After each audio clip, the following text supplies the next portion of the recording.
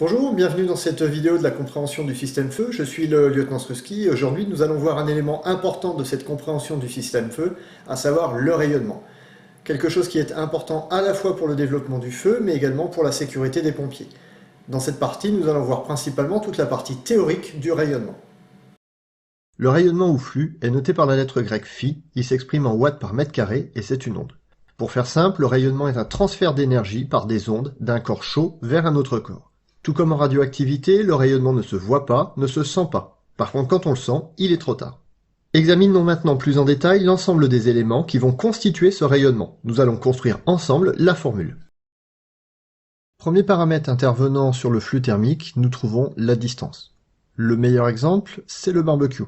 Nous sommes en été, j'ai décidé de faire un barbecue. Malheureusement, rapidement, le rayonnement provenant du barbecue est important. Pour cela, je vais naturellement me reculer.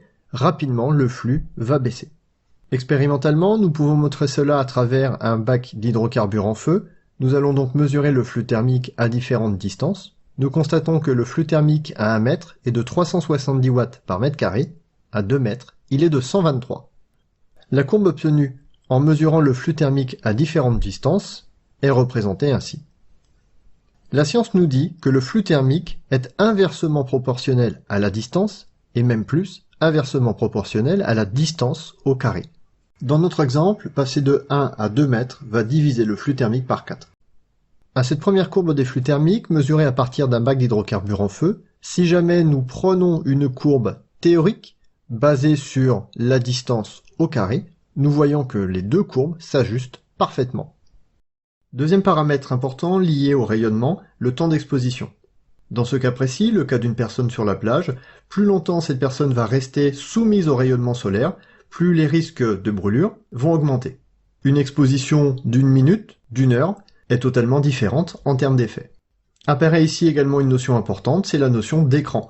Seule la personne protégée par le parasol dans cette situation sera protégée du rayonnement. Troisième paramètre à prendre en compte dans le cadre du rayonnement, la surface. Reprenons l'exemple des boîtes, boîte avec petit ouvrant, boîte grand ouvrant.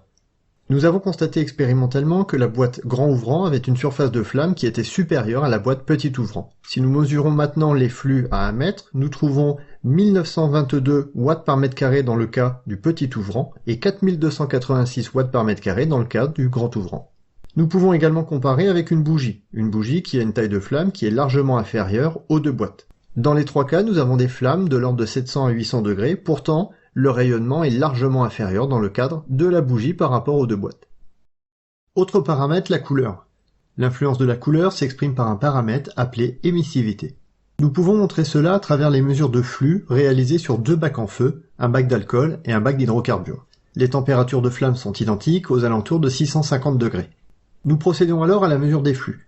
Le flux mesuré à 1 mètre pour l'alcool est de 153 watts par mètre carré, le flux mesuré pour l'hydrocarbure à 1 mètre est de 340 watts par mètre carré.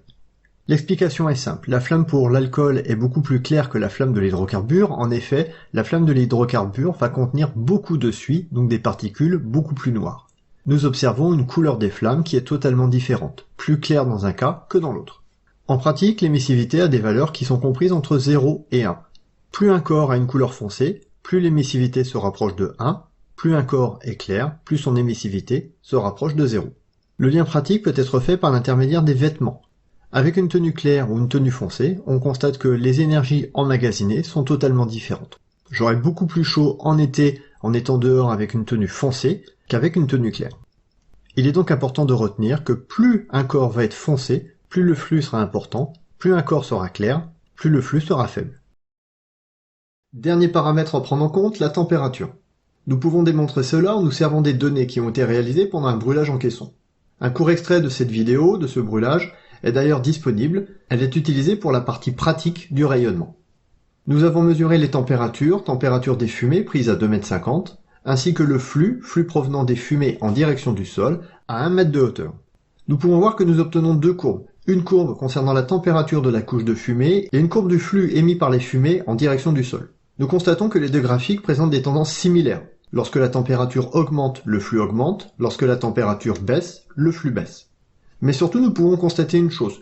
Une petite variation de température va entraîner une petite variation du flux, Mais une grande variation de température va engendrer une très grande variation du flux. Le flux est donc fonction de la température, et même plus, le flux est fonction de la température puissance 4. Cela reviendrait à dire que lorsque la température va être multipliée par 2, le flux va être multiplié par 16. Si nous reprenons l'ensemble des éléments que nous venons de voir dans cette vidéo, nous pourrons donc dire que le flux dépend de plusieurs paramètres. Il dépend de l'énergie, qui s'exprime en joules. Il dépend du temps, qui s'exprime en secondes. Nous savons que les joules par seconde s'expriment également par des watts. Le flux s'exprime par rapport à une surface, en mètres carrés. Il s'exprime par rapport à une distance, et plus précisément, il est inversement proportionnel à la distance au carré. Le flux s'exprime par rapport à la température, et plus précisément par rapport à la température puissance 4. Et enfin, le flux s'exprime par l'intermédiaire de la couleur, l'émissivité. Une formule que nous utilisons régulièrement dans le cadre d'une vulgarisation scientifique est la suivante. Nous pouvons dire que le flux est égal à epsilon sigma T4 divisé par D au carré. Phi représente le flux, exprimé en watts par mètre carré. Epsilon, l'émissivité, exprime la couleur. Sigma est une constante. Nous retrouvons la température puissance 4 ainsi que la distance au carré. Pour finir, nous pourrons dire que le flux est d'une grande importance pour deux choses. D'une part, le flux intervient de façon majeure dans le développement du feu. Deuxièmement, le flux est d'une très grande importance pour la sécurité des pompiers, à travers ses EPI, à travers les techniques de lance, ainsi que les critères de tenabilité. Le flux ne s'exprime jamais seul.